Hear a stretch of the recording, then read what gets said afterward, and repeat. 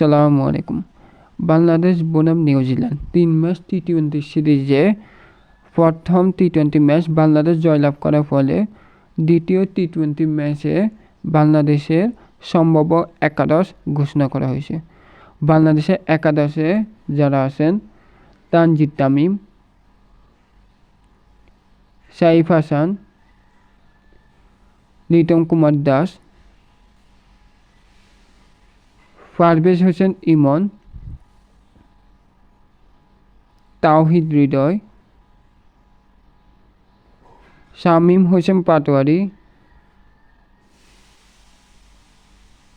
রিশাদ হোসেন, তানজিম সাকিব, মাহাদি হাসান, শরীফুল ইসলাম এবং রিপন মণ্ডল।